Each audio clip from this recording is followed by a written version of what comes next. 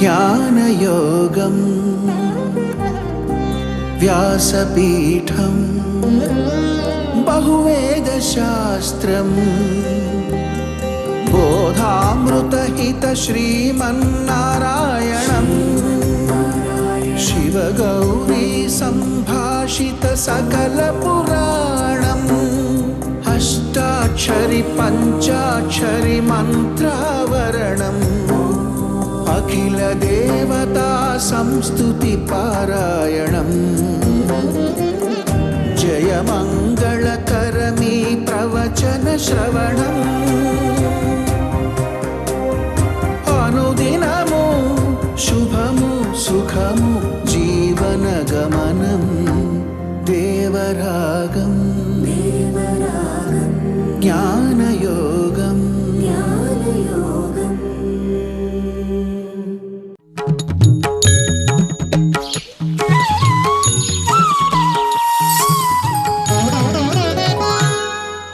ఆపదామపహర్తారం దాతారం సర్వసంపదాం లోకాభిరామం శ్రీరామం భూయో భూయో నమామ్యహం. జయ శ్రీమన్నారాయణ. ప్రియ భగవద్బంధువులారా, భగవద్గీత అందరి కోసం భగవంతుడు చెప్పాడు. ఇది కేవలం ఏ కొద్ది మంది కోసమనో చెప్పింది కాదు,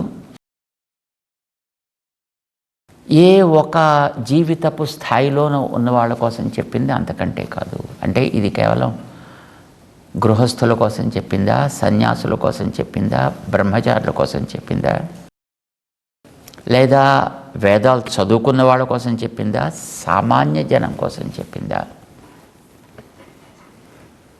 భగవంతుడు ఇది ఎవరికైనా సరే అందరికీ ఉపయోగపడేట్టుగానే ఇది నేను అందిస్తున్నాను అర్జునుడిని వ్యాజంగా చేసుకుని లోకానికి చెప్పాడు. ఆయన కేవలం అర్జునుడు ఒక్కడికే తెలియడం తన లక్షణం కానే కాదు. అయితే ఏదైనా ఒక దూడ ఉంటే ఆవు పాలిస్తుంది, కానీ ఆ పాలు కేవలం ఆ దూడ కోసం మాత్రమే కాదు, కొన్ని దూడకి, మిగతావంతా దాన్ని మిగతా పాలించే పాలకులకు కదా. పార్థో వత్సః కానీ సుధీహి భోక్త దుగ్ధం గీతామృతం మహత్. పార్థుడు కేవలం ఒక దూడ, కానీ దీని యొక్క తత్వాన్ని ఆస్వాదించే వ్యక్తి సుధీహి, బుద్ధిమంతుడెప్పుడో అలాంటి వాడికల్లా అందే పాలు గీతా అమృతం మహత్, అతి విలక్షణమైనటువంటి ఆత్మతృప్తిని కలిగించేటటువంటి శక్తి కలిగిన భగవద్గీత. ఈ మాట ఆయన అక్కడక్కడ చెబుతూనే ఉంటాడు. ఆయన ఇది నేను ఏ కొద్ది మంది కోసం చెప్పట్లేదు, ఆయన అందరి కోసం చెప్తున్నాను. భీష్మ పితామహుడు భగవన్నామాలను చెప్పేటప్పుడు, విష్ణు సహస్రనామాన్ని ఉపదేశం చేసేటప్పుడు తాని వక్ష్యామి భూతయే, వాడు ఒక ఉనికి కలిగిన వస్తువైతే చాలు, తరించాలనే రుచి కలిగిన వ్యక్తి అయితే చాలు. వాడు బ్రాహ్మణుడా, హరిజనుడా, దళితుడా, దీనుడా, పీడితుడా, తాడితుడా అనే ప్రశ్న లేదు. ఎవరికైనా సరే ఈ ఉదాహరణను తీసుకునే భగవద్ రామానుజ ఆచార్య స్వామి నారాయణ మహామంత్రాన్ని లోకానికి అందరికీ అందించగలిగారు. ఆయన ఆ రకంగా సమతామూర్తి కాగలిగారు. ఎందుకని? సమతామూర్తుల యొక్క ప్రేరణ వారికి పరిపూర్ణంగా లభించింది కనుక వారు సమతామూర్తిగా దానిని గోపురం ఎక్కి మంత్రాన్ని లోకానికి వెదజల్లగలిగారు. ఆ ప్రభావం చేతనే ఈవేళ మనం బ్రతకగలుగుతున్నాము, భగవంతుణ్ణి స్మరించగలుగుతున్నాము. కానీ అంతకుముందు ఎవరు కూడా ఇలాగ చెప్పిన వాళ్ళు లేరు. కొద్దిమందికి పరిమితం చేసి చెప్పిన వాళ్ళు ఉన్నారు. భగవంతుడు చెప్పలే, కానీ దాన్ని అందించేటటువంటి మహనీయులు మాత్రం దాన్ని కొద్ది మందికే అందించగలిగారు దాన్ని. అలా ఎలా చెప్తారండి మీరు అంటే దీనికి ముందు వ్యాఖ్యాతలుగా ఉండేటటువంటి మహనీయులు శంకర భగవత్పాదులు లాంటి వాళ్ళు ఉన్నారు. 22వ శ్లోకంలో భగవంతుడు ఒక అద్భుతమైనటువంటి మాటని చెప్పాడు. అనన్యాశ్చింతయంతో మాం ఏ జనాః పర్యుపాసతే తేషాం నిత్యాభియుక్తానాం యోగక్షేమం వహామ్యహం అన్నాడు. ఏ జనాః దాని ప్రమాణ ప్రతిపదార్థం చూద్దాం. అనన్యాః నీవే తప్ప ఇతః పరం వెరుగా అన్నవాళ్ళు, అన్యము నా అనుకున్నవాళ్ళు అనన్యులు. మాకు నువ్వే సర్వాత్మన రక్షకుడవు, ఏది మాకు అందించినా నీవే అందించవలే అనుకున్న వాళ్ళు కూడా అనన్యులండి. అనన్యాః చింతయంతః ఏ ఇతరమైనటువంటి ఆలోచనలు లేకుండా, ఏ జనాః పర్యుపాసతే ఏ జనాః జనిధర్మం కలిగిన వాళ్ళు అని అర్థం. జనిధర్మం అంటే పుట్టుక కలిగిన వాళ్ళు అర్థం. ఎవడు పుట్టుక కలిగిన వాడు కాడండి. పుట్టిన ప్రతి ప్రాణి, అది చీమ ఈగ దోమ నల్ల బల్ల ప్రశ్న లేదు. ప్రతిదాన్ని మనం స్మరించలేము, కానీ ప్రతిదాన్ని మనం తీసుకోలేము. తలంపు కలిగిన వాళ్ళు, చింతన కలిగినటువంటి ప్రాణుల్ని మనం తీసుకుంటాము. చింతన కలిగిన ప్రాణి మనిషి. అంచేత మిగతా వాళ్ళని పక్కన పెట్టి మనుషుల వరకు మనం పరిమితం చేసుకుందాం. చేత ఏ జనాః పుట్టిన మనిషి ఎవడైనప్పటికీ కూడా అందరి మనుషులకి పర్యుపాసతే ఎవడు నన్ను ఉపాసన చేస్తాడో. ఎలాగ ఉపాసన చేయడం అంటే ఉపాసతే అనలేదండి. నిత్యయుక్త ఉపాసతే ఒక చోట చెప్పాడే, కానీ ఇక్కడ పర్యుపాసతే. పరి అంటే చుట్టూ అని అర్థం అండి. ఉపాసన చేసేటప్పుడు వాడు దేన్ని గమనిస్తాడంటే భగవంతుడు ఆయనకు దివ్యమంగళ విగ్రహం ఎట్లా ఉన్నది,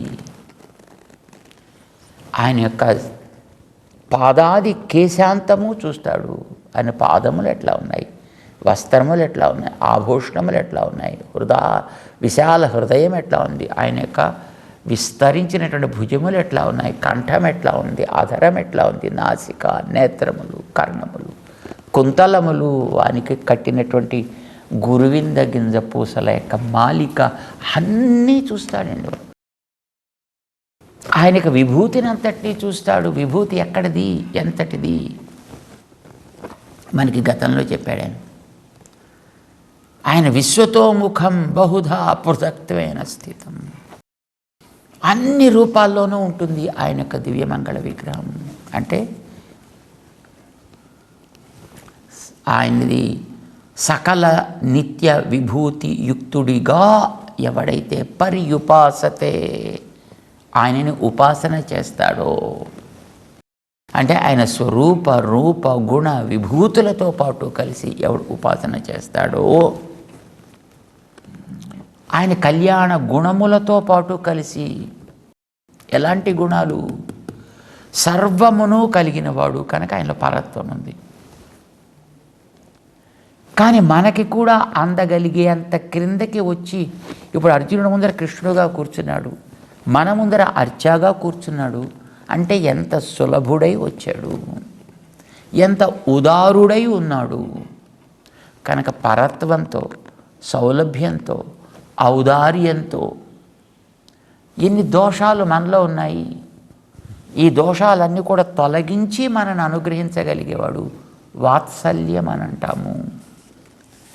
తన దూడ వత్స యొక్క దేహానికి ఉండే మురికిని కూడా తొలగించి దాన్ని ఆదరించేటటువంటి ఆవులాగా మన మీద ఉండే దోషాలన్నింటినీ కూడా తానే తొలగించుకొని మనని అనుగ్రహించువాడు కనుక వాత్సల్యాది గుణములు కలిగిన వాడైన. వాత్సల్యం ఒక్కటి ఉంటే లాభమేమి కనుక ఎవరు ఏది కోరితే అది ఇవ్వడమే లక్షణంగా కలిగినవాడు, ఒక వితరణ స్వభావం కలిగినవాడు, ఇవ్వడంలో వెనుతీయని వాడు ఆయన, ఉదారుడు. ఇవన్నీ కలిగిన వాడిగా పర్యుపాసతే. ఏ జనా పర్యుపాసతే, వాడు ఎవడైనా కానివ్వండి, అలా కనుక వాడు నన్ను ఉపాసన చేసినట్లయితే ఏం చేస్తావు? తేషాం, వాళ్ళకి, నిత్యాభియుక్తానాం, ఇది చాలా ప్రధానమైనది. నిత్యము అభియుక్తులు వాళ్ళు. యుక్తులంటే కూడి ఉండాలి వాడు, అభియుక్తులంటే ఆయన యొక్క పరికరంతో పాటు కలిసి కూడి ఉండాలనుకునేవాడు. నిత్యము ఆయన పరికరంతో కలిసి ఉండి ఆయన యొక్క సేవయే ప్రధానమనే దృష్టితోటి ఇతరమైనది మనస్సులో లేకుండా ఉండేటటువంటి వాళ్ళెవరో వాళ్ళకి యోగక్షేమం వహామి అహం, వాళ్ళకి యోగమును క్షేమమును కూడా నేను వహింతును. ఏమిటి యోగం అంటే, ఏమిటి క్షేమం అంటే? యోగము అప్రాప్తస్య ప్రాపణం, వాడికి ఇదివరకు లేని దానిని కొత్తగా తెచ్చి ఇచ్చుట. క్షేమము తద్రక్షణం, ఇచ్చిన దానిని జాగ్రత్తగా వాడు రక్షించుకోగలిగేటట్లుగా తయారు చేయుట. యోగక్షేమం, ఇవి రెండు కూడా. యోగక్షేమం వహామి, ఎంత అద్భుతమైన పదం వాడాడండి. యోగక్షేమం వహామి అని అంటాడు ఆయన. ఇంకో పదమైనా వాడచ్చు అక్కడ, దదామి అనొచ్చు, తనోమి అనొచ్చు, కానీ ఏ పదాలు వాడలేదు. తనోమి అంటే కూడా ఇస్తానని అర్థం, దదామి ఇస్తాను అని అర్థం. ఇంకా ఎన్నో పదాలు వాడచ్చు, కానీ అవేం వాడకుండా వహామి అహం, మోస్తా.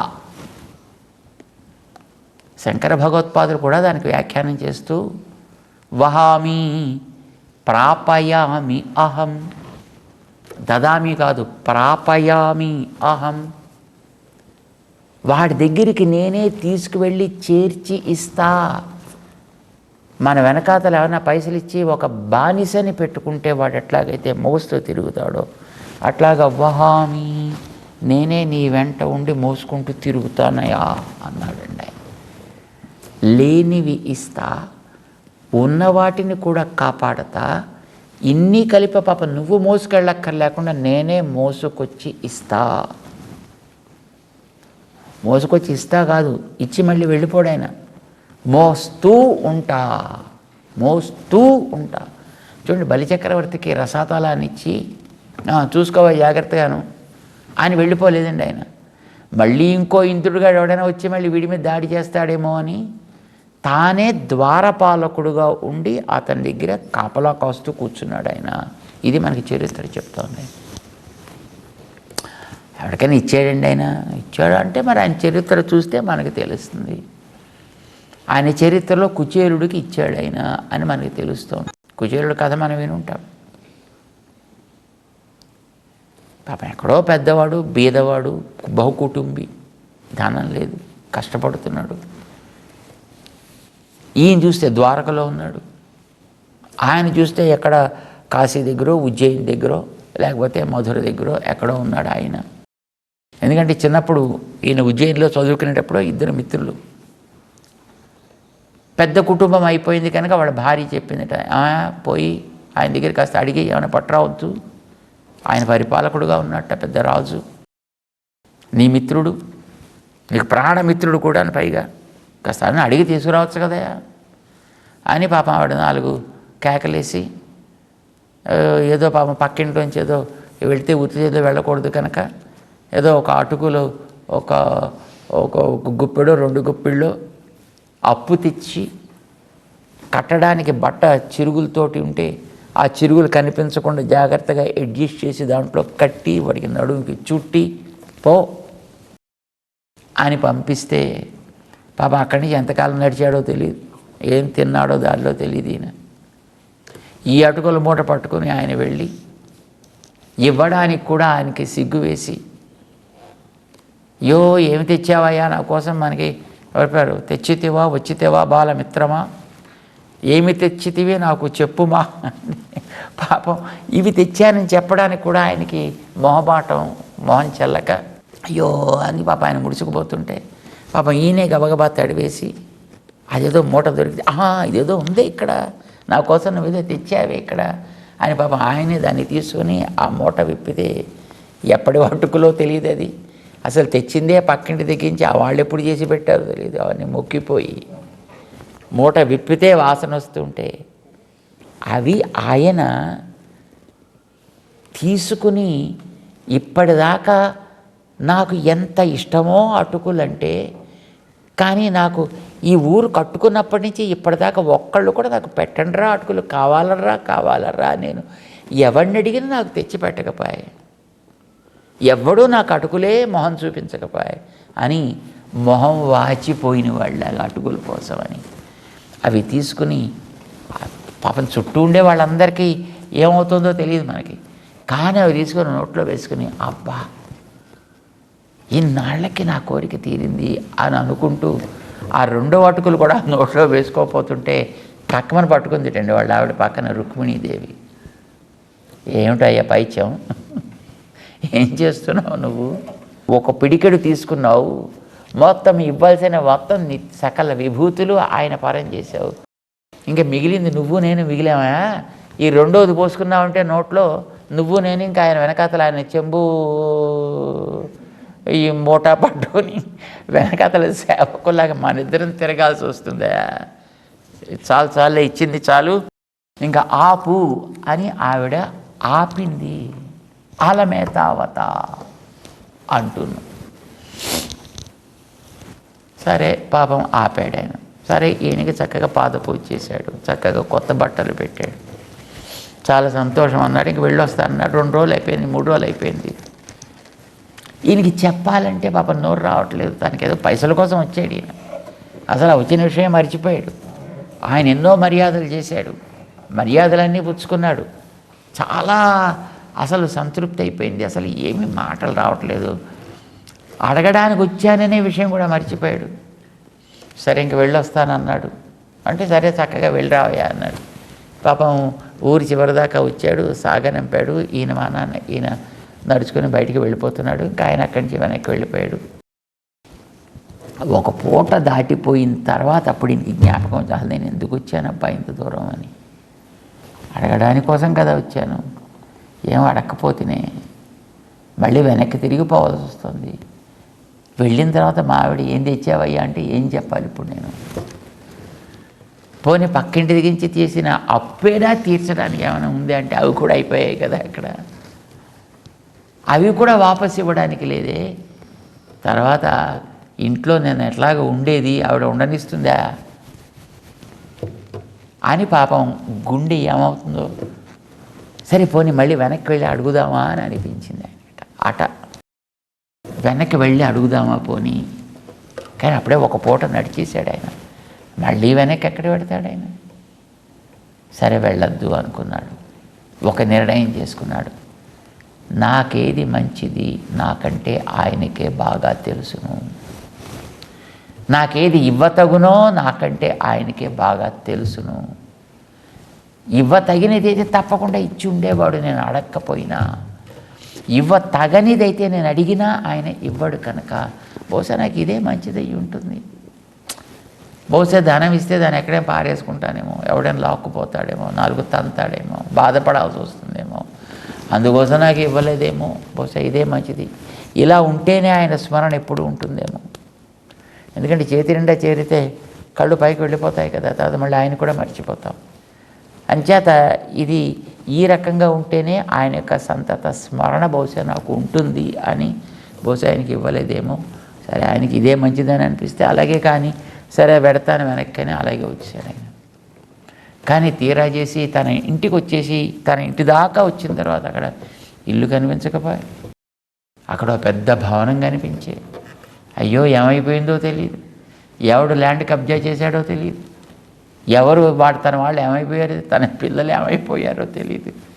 పాపం ఇటు అటు చూస్తూ పాపం వెర్రిమొహం వేసుకుని కూర్చున్నటువంటి అతనికి ఇంతలో ఆ ఇంటి తలుపులు తెరుచుకున్నాయి. లోపల నుంచి ఎవరో ఒక ఆమె వచ్చింది. రావయా అని పిలిచింది లోపల. ఆశ్చర్యపడ్డాడు. ఎవరబ్బా, చూసిన మొహంలా కనిపిస్తోంది కానీ చూస్తే ఇదంతా వేరుగా ఉంది. అంటే ఎవరు అడిగాడు ఆయన. అంటే అప్పుడే మర్చిపోయావు, 4 రోజులు బయటికి వెళ్ళి వస్తే ఇంటి వాళ్ళని కూడా మర్చిపోవడం ఏంటయ్యా అని కేకలేసింది ఆవిడ. పాపం పట్టుకుని లోపలికి తీసుకువెళ్ళింది. ఎక్కడి నుంచి వచ్చాయి ఇవన్నీ, ఎలా వచ్చాయి ఇవన్నీ, ఏమిటి అలా అడుగుతావు, నువ్వే పంపించావని చెప్పారు వాళ్ళిద్దరు పిల్లలు. ఏకు గోరా ఔర్ ఏకు కాలా, దో బాలక్. ఒక ఎర్రవాడు ఒక నల్లవాడు వచ్చారా, నీ శిష్యులు అని చెప్పారు, నువ్వు పంపించావని చెప్పారు, నువ్వు ఇమ్మన్నావని చెప్పారు, ఇన్ని ఇచ్చారు, వెళ్ళొస్తామని వెళ్ళారు.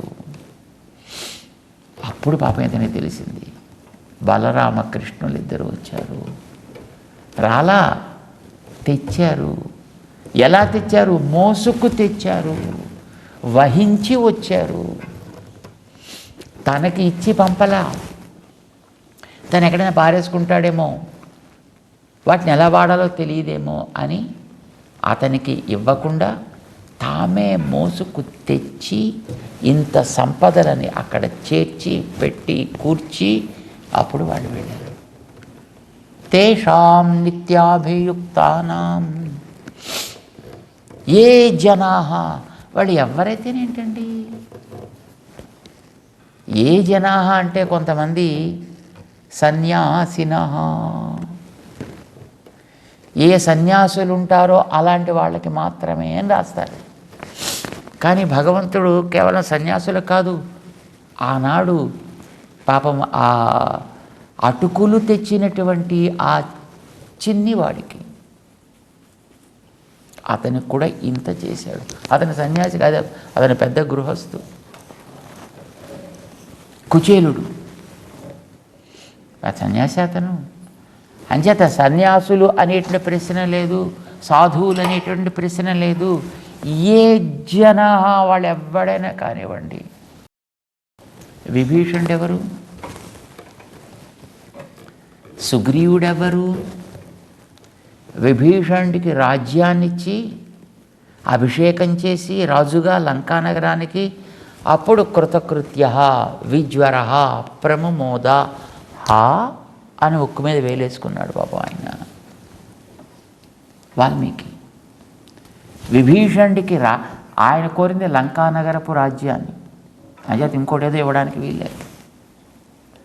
అది తాను ఇస్తాను అని వాగ్దానం చేశాడు ఆయన, వహామి అని వాగ్దానం చేశాడు ఆయన. అందుకోసమనే అతనికి అవరోధాలు తీర్చి రాజుగా తనకే రాజ్యం వస్తే వచ్చే, లేకపోతే పాయ్, తాను వెనక్కి వెడితే వెళ్ళే, లేకపోతే మానే, కానీ తను ఆశ్రయించుకున్న వాడికి మాత్రం మొట్టమొదట ఇవ్వవలే. అంచేత అభ్యషిచ్య చ లంకాయాం రాక్షసేంద్రం విభీషణం, ఆయన అభిషేకం చేశారు. కృతకృత్య, చెయ్యాల్సిన పని ఇప్పటికి పూర్తయింది అని అప్పుడు అనుకున్నాడు. విజ్వర, అప్పటిదాకా పాపం మనసులో బెంగే ఆయనకి, ఏమైతే కోరిక తీర్చుతానో తీర్చనో, తీర్చగలనో తీర్చలేనో అని. ప్రముమోద, ఓ బ్రహ్మాండంగా ఆనందించాడు ఆయన అని అంటారు. ఆయన రాక్షసుడు, సుగ్రీవుడు జంతువు, పోగొట్టుకున్న రాజ్యాన్నిచ్చాడు, కోల్పోయిన బంధువులనిచ్చాడు, కోల్పోయిన సుఖాలనిచ్చాడు, చరిత్రలో శాశ్వతంగా నిలిచిపోగలిగే స్థానాన్నిచ్చాడు. అతని బంటుకి, తన ఆత్మకి సమానమైనటువంటి ఆరాధనలు జరిగేటట్లుగా ఆంజనేయుడిని తయారు చేశాడు. ఆయన్ని తనకి గార్డియన్గా భావించుకున్నాడు. యోగక్షేమం వహామి, వాళ్ళ యోగక్షేమం లేనివి ఇస్తా, ఉన్న వాటిని కాపాడుతా, వాటన్నిటినీ నా బాధ్యతగా ఇస్తా, అవి ఉండేటట్టు చేస్తా. ఇది ఆయన చెప్పింది. మహాత్ముల విషయంలో తనకుండేటి నిరతిశయమైనటువంటి ప్రీతిని ఆయన ఈ శ్లోకంలో చూపిస్తాడు. 22వ శ్లోకంలో 9వ అధ్యాయంలో అనన్యాశ్చింతయంతో మాం అని అంటున్నాను. ఇదంతా నా బాధ్యతగా నేను చేస్తా, అహం ఇది అంటే వాళ్ళు ఆయన యొక్క ఆ విశ్వతోముఖమైనటువంటి వైభవాన్ని వాళ్ళు దర్శిస్తారు, ఆయన పృథక్త్వాన్ని దర్శిస్తారు. కనుక వాళ్ళకి ఈ రకమైనటువంటి సుఖాన్ని తాను కలిగిస్తా అని చెబుతూ మహాత్ముల యొక్క వైభవాన్ని క్రమంగా ముందుకు వెడుతున్నాడు. మిగతా వాళ్ళు ఎందుకోసం ఈ రకమైన స్థితిని పొందలేకపోతారు మరి అది కూడా తెలియాలి కదా. మిగతా వాళ్ళు ఎందుకోసం కోల్పోతున్నారో కూడా తెలియాలి. దీన్ని కూడా ఆ పైన తెలియజేస్తాడు. ఎలా తెలియజేస్తాడో తెలుసుకునే ప్రయత్నం మనం కూడా చేద్దాం. 9వ అధ్యాయం ఈ రకంగా చాలా ప్రధానమైనటువంటి అధ్యాయం. భగవంతుని యొక్క వైభవాన్ని మనకి చాలా చక్కగా ఆయనలో ఉండే సుగుణాలని మన దాకా అందించేటటువంటి అతి చక్కటి అధ్యాయం. దాంట్లో మనం ఉన్నాం. తత్సారాన్ని చక్కగా తెలుసుకునే ప్రయత్నం చేద్దాం. జై శ్రీమన్నారాయణ.